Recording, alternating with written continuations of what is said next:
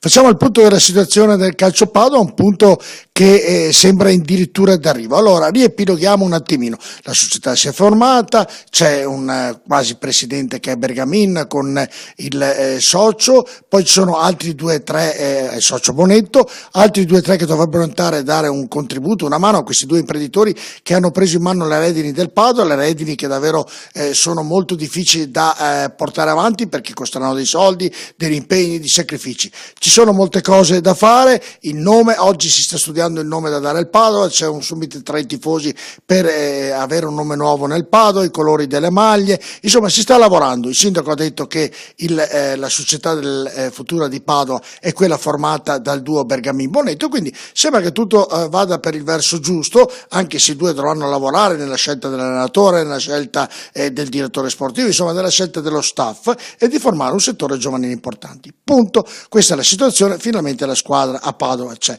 Punto 2, la vecchia società. Facciamo un passetto indietro perché mi viene quasi da sorridere. Il buon Penocchio assieme al buon Valentini cosa hanno detto? Noi siamo messi male, falliamo, rischiamo roba giudiziaria, rischiamo la galera, pim pum pa. Allora cosa ha detto? Noi andiamo dal sindaco e mandiamo l'iscrizione anche noi alla Serie D. Una follia perché per iscriversi prima devono pagare i debiti, prima devono sistemare gli 8 milioni di euro di debiti che hanno e dopodiché possono iscrivere la società. Allora per quale motivo lo hanno fatto? Vi chiedete un po' per quale motivo? Ci sono 2 motivi sostanziali. Uno, per entrare nella cordata, che ne so io, sto facendo un'ilazione in questo momento.